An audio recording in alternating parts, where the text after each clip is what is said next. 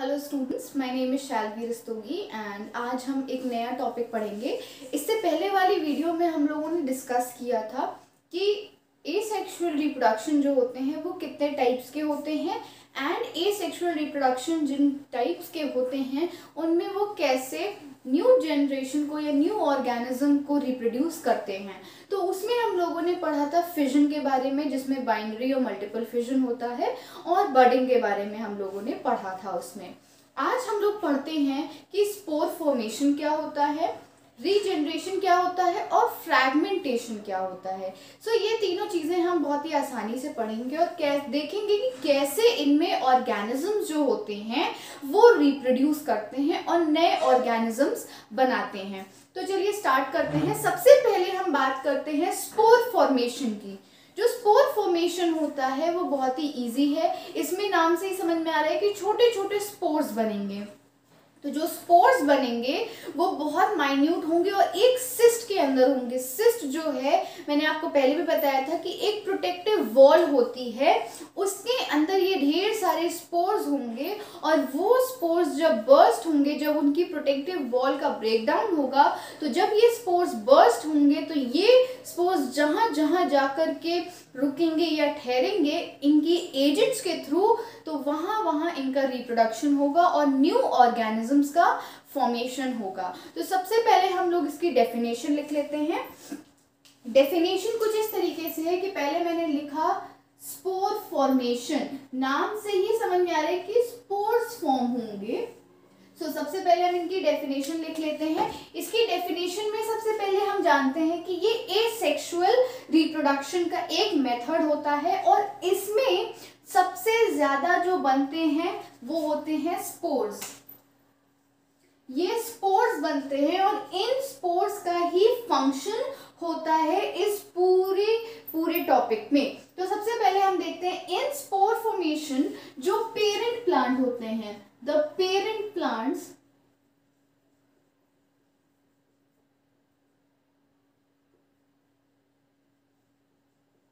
जो पेरेंट्स के प्लांट होते हैं उनमें hundreds and thousands of microscopic reproductive units होते हैं। क्या होते हैं? माइक्रोस्कोपिक रिप्रोडक्टिव यूनिट्स होते हैं। ये पेरेंट सेल जो है ये प्रोड्यूस करते हैं, produces hundreds and thousands of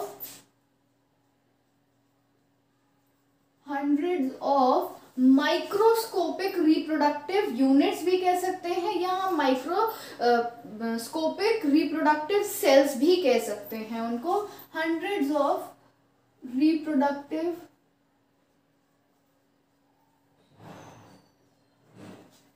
sales जो इसमें जेनरेट होते हैं, उन यूनिट्स को या उन सेल्स को हम कहते हैं स्पोर्स, कॉल्ड स्पोर्स। ये स्पोर्स का ही काम सबसे ज्यादा इंपॉर्टेंट होता है एंड जब ये स्पोर्स किसी प्लांट के अंदर सिक्योर होते हैं, प्लांट में उनकी सिस्ट के अंदर सिक्योर होते हैं, तब ये अपने आप को कंप्लीटली एक ऑर्गेनिज्म, एक न्यू ऑर्गेनिज्म फॉर्म करने के लिए तैयार कर रहे होते हैं। जब ये स्पोर्स स्प्रेड होते हैं एयर में, तब ये जाकर के लैंड करते हैं सॉइल पे, एयर में जाकर के ये डिफरेंट एजेंट्स के थ्रू वाटर में जाते हैं या सॉइल में जाते हैं या डिफरेंट प्लेसेस पे ये जाते हैं with the help of agents, और फिर ये जर्मिनेट करते हैं और एक नया ऑर्गेनिज्म प्रोड्यूस करते हैं। मोस्टली इनमें से फंजाई होती है, जैसे कि राइजोपस होता है, म्यूकर होता है, इनमें बहुत सारी स्पीशीज होती है।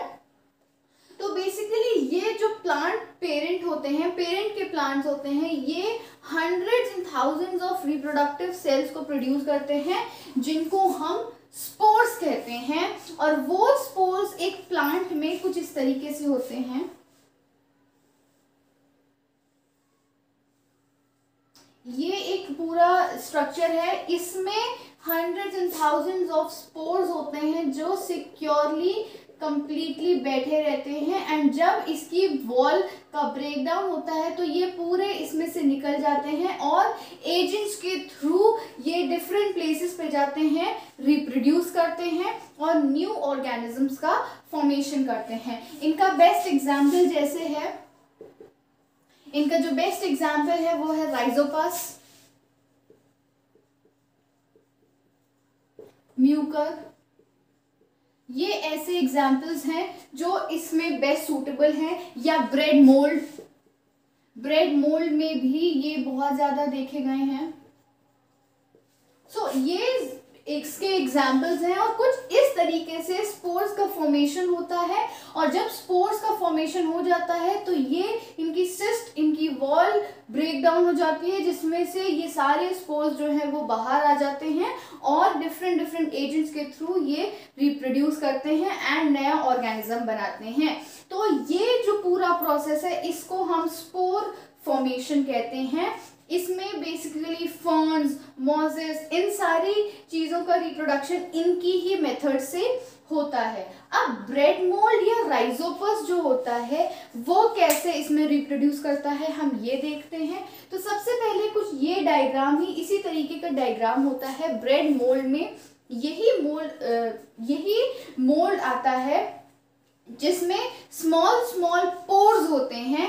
जो ये पोर्स होते हैं ये इन्वायरमेंट के अकॉर्डिंगली रेजिस्टेंट होते हैं, इन्वायरमेंट की कंडीशन के हिसाब से ये चेंज हो सकते हैं और इनमें इन्वायरमेंट के तहत इन्वायरमेंट के ही अकॉर्डिंगली चेंज होने की कैपेबिलिटी होती है। अगर ज़्यादा गर्मी होती है तो ये तब भी सर्वाइव करते हैं, ये ज़्यादा ठंड में भी सर्वाइव करते हैं। पर फंगस जो होता है, जो फंगस इसी के एक स्पीशीज है, वो इसमें ज़्यादा नहीं सर्वाइव कर पाता। उसके लिए लिमिटेड कंडीशंस चाहिए होती हैं और वो लिमिटेड कंडीशन होती है कि जो फंगस होता है it do not grow on the dry surface. ये जो होता है ये ड्राई सरफेस पे कौन फंगस जो होता है, fungus does not grows on the dry surface। Fungus जो होता है वो ड्राई सर्फेसिस पे नहीं ग्रो होता है। उसको ग्रो होने के लिए प्योर मॉइस्ट जगह की ज़रूरत होती है। पूरे मॉइस्ट अगर वो एरिया नहीं होगा तो वहाँ पे फंगस ग्रो नहीं होगा। They need moisture to grow because वो ड्राई प्लेसेस में नहीं ग्रो करेंगे। जैसे ब्रेड मोल्ड होता है, जो ब्रेड हल्की सी गीली हो जाती है या जिसे हम हिंदी में नरम कहते हैं, तो उसमें ये फंगस जल्दी लग जाते हैं और वो इसलिए होता है क्योंकि वो मॉइस्चर को पूरा सोख लेती है, अब्जॉर्ब कर लेती है। एंड हेंस जो फंगस है it can be seen in the breads, usually they can be seen in the bread. And ये डिस्पर्स्ड पोर्स जो होते हैं वो एक फंगस अगर उसका ब्लास्ट होगा और दूसरे फंगस का भी ब्लास्ट होगा तो वो दोनों स्पोर मिलकर के जगह जगह फैलेंगे और जहाँ जहाँ ये आएंगे वहाँ वहाँ ये फिर से न्यू ऑर्गेनिज्म का रिप्रोडक्शन करेंगे, जिससे कि और ज़्यादा स्पोर फॉर्मेशन होगा और ब्रेड हमारी खराब हो जाएगी। सो ये स्टूडेंट स्पोर फॉर्मेशन का सबसे अच्छा एग्जाम्पल था दैट राइजोपस, म्यूकर और ब्रेड मोल्ड। एंड फंगस इसमें सबसे ज़्यादा इंपॉर्टेंट रोल प्ले करता है because fungus he spore formation का बेस्ट एग्जाम्पल है। तो ये स्टूडेंट स्पोर फॉर्मेशन था। अब हम लोग पढ़ते हैं रीजनरेशन। सो स्टूडेंट्स अभी तक हम लोगों ने पढ़ा कि स्पोर फॉर्मेशन कैसे होता है। अब हम लोग पढ़ते हैं कि रीजनरेशन कैसे होता है। सो स्टूडेंट्स रीजनरेशन जो होता है वो भी एक टाइप का एसेक्सुअल रिप्रोडक्शन ही होता है, उसी का एक मेथड है। रीजनरेशन में जो बॉडी ऑर्गेनिज्म होते हैं उनमें से जो बॉडी का ऑर्गन कट हो जाता है उस ऑर्गन से एक न्यू ऑर्गेनिज्म फॉर्म होता है, जिसे हम रिप्रोडक्शन में, एसेक्सुअल रिप्रोडक्शन में रीजनरेशन के मेथड में रखते हैं। सबसे पहले हम बात करते हैं कि जो बॉडी का ऑर्गन कट जाता है वो कैसे रीजनरेट होता है, और जब वो रीजनरेट होता है तो क्या वो आइडेंटिकल होता है कि नहीं। यस, वो आइडेंटिकल होता है क्योंकि उन्हीं के ऑर्गन से एक ऑर्गेनिज्म न्यू फॉर्म हुआ है, एक न्यू लाइफ फॉर्म हुई है, तो वो आइडेंटिकल होते हैं। तो हम सबसे पहले इसकी डेफिनेशन लिख लेंगे। डेफिनेशन कुछ इस तरीके से है कि कुछ ऑर्गेनिजम्स होते हैं, in some organisms may be it is a plant और एन एनिमल, तो एनिमल और प्लांट्स दोनों में ही ये रीजनरेशन देखा गया है। हम एनिमल्स की बात करें तो इसका सबसे अच्छा एग्जाम्पल है लिजर्ड या स्टारफिश, और रीजनरेशन जो है लिजर्ड और स्टारफिश में बहुत ही ज़्यादा देखा गया है।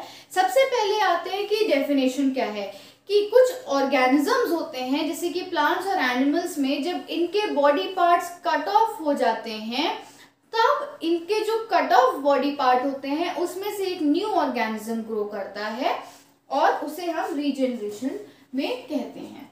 तो सबसे पहले in some organism,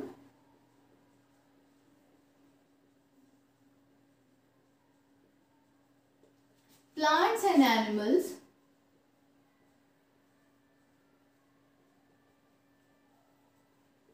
small cut parts of the body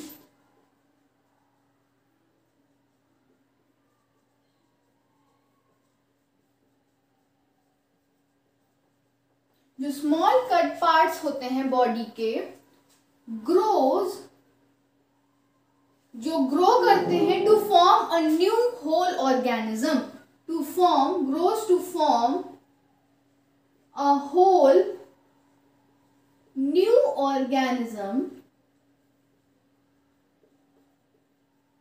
एक नया ऑर्गेनिज्म बनाते हैं। इन ऑल द रिस्पेक्ट, हर तरीके से वो आइडेंटिकल होते हैं। And the process of getting back the full organism, the process of getting back the new whole organism is known as regeneration. तो हम इसको भी यहाँ पे इंक्लूड कर लेते हैं कि the process of getting back the new organism from the body part, from the body part is called regeneration.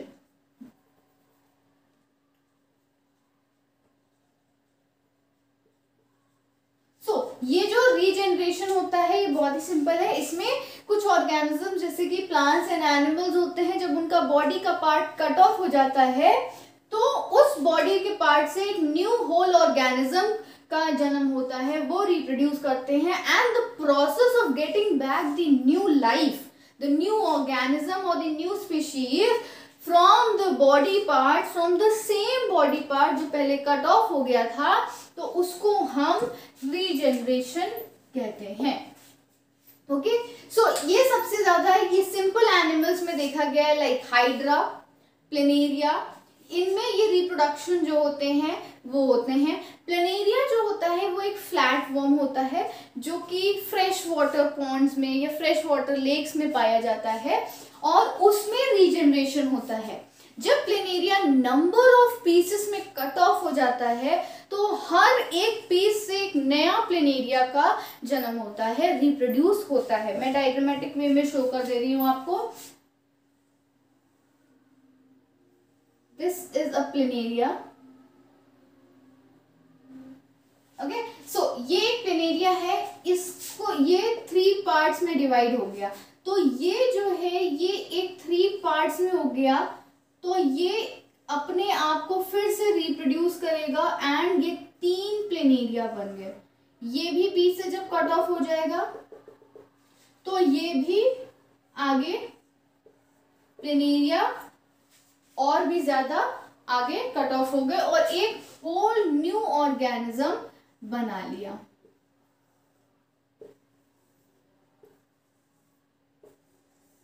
सो यहाँ पे एक प्लेनेरिया से कई सारे प्लेनेरिया बन गए और hence it is called the regeneration. That means एक सिंगल ऑर्गेनिज्म का जब बॉडी पार्ट कट ऑफ हो जाता है, डजंट मैटर कितने स्प्लिट अप्स होते हैं, कितने बॉडी पार्ट में कितने पीसेस में होता है, पर जब अगर ये बॉडी पार्ट कट ऑफ हो जाता है तो हर एक बॉडी पार्ट अपने आप ग्रो करता है एंड ग्रो करने के बाद वो एक होल न्यू ऑर्गेनिज्म बन जाता है। अगेन वो ऑर्गेनिज्म जब कट ऑफ होता है, उसका बॉडी पार्ट जब कट ऑफ होगा तो फिर से वो एक न्यू ऑर्गेनिज्म के फॉर्म में आ जाएगा। तो ये एग्जाम्पल था प्लेनेरिया का,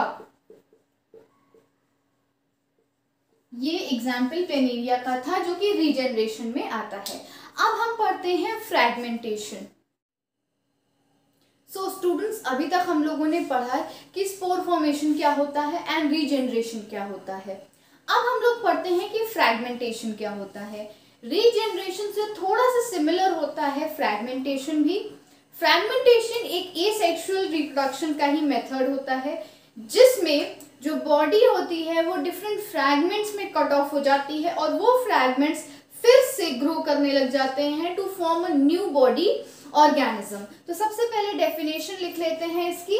इसमें जो ऑर्गेनिज्म होते हैं वो मल्टी सेलुलर होते हैं, वेदर ये स्पोर फॉर्मेशन हो, रीजनरेशन हो या फ्रैगमेंटेशन हो, इन सब में जो बॉडी ऑर्गेनाइजेशन होती है या बॉडी ऑर्गेनिजम्स होते हैं वो मल्टी सेलुलर ऑर्गेनिज्म ही कंसीडर किए जाते हैं, बिकॉज उनको स्प्लिट अप होना होता है different to form different new organisms को। तो सबसे पहले इसकी डेफिनेशन लिख लेते हैं कि सम ऑफ द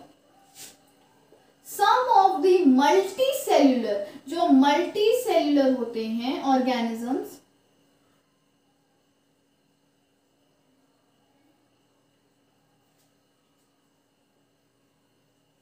जिनकी बॉडी जो होती है बहुत ही सिंपल ऑर्गेनाइजेशन में अरेंज्ड होती है, having simple body organisation,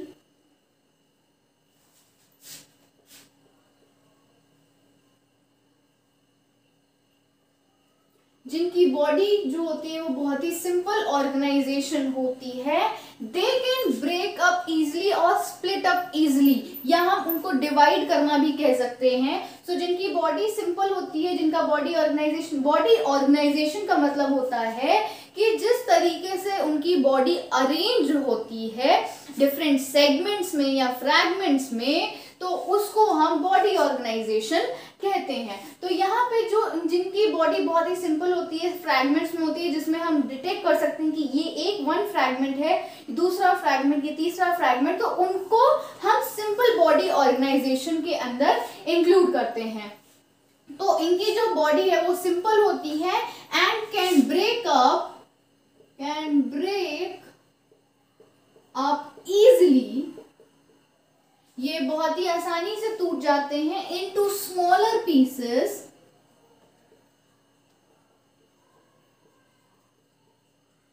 smaller pieces में ये ब्रेक डाउन हो जाते हैं। और ये कब ब्रेक डाउन होता है इनका?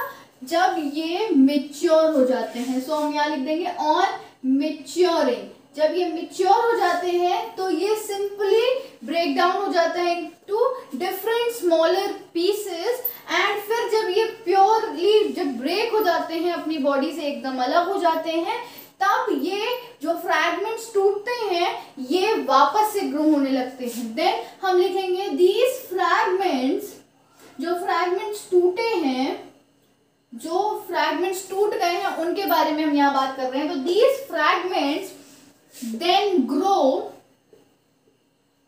वो ग्रो करते हैं and forms new organism, and forms new organism,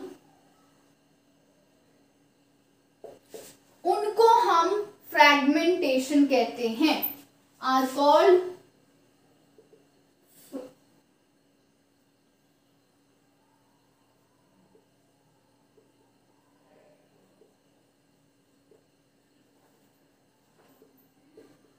ये फ्रैगमेंटेशन होता है।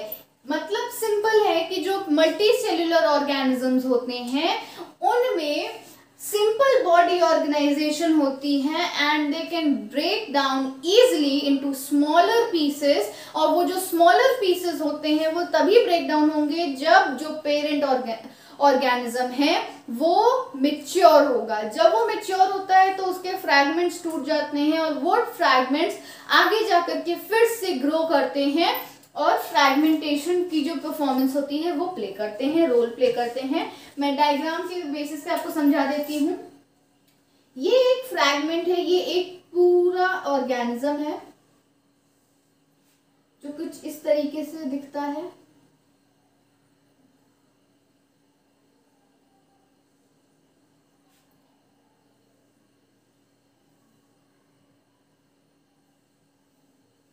बहुत ही इजी होता है ड्रॉ करना। ये जो है ये डिफरेंट फ्रैगमेंट्स में टूट गया, डिफरेंट सेक्शंस में ये टूट गया। 3, ये 4 में टूट गया, और जब ये 4 में टूट गया तो ये फिर 4 अलग अलग कंसीडर किए जाएंगे और ये 4 बन गए।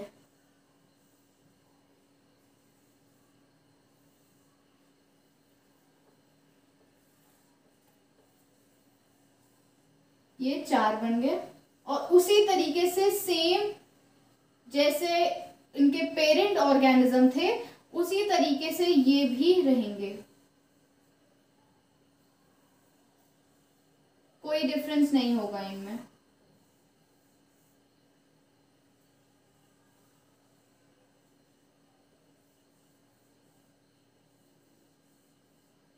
ये 4 फ्रैगमेंट्स बन गए, और यहाँ पे ये जो बॉडी थी ब्रेक डाउन हो गया मल्टी सेल्यूलर ऑर्गेनिज्म का इनटू 2 और more than 2 pieces on maturing to form a completely new organism.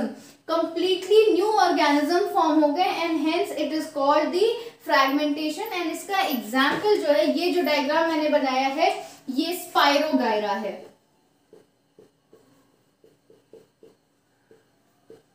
Spirogyra जो है वो बेस्ट एग्जाम्पल है फॉर फ्रेगमेंटेशन। फ्रैगमेंटेशन में स्पाइरोगायरा जो है वो बहुत ही ज्यादा कॉमन एग्जाम्पल हम लोग कंसीडर करते हैं।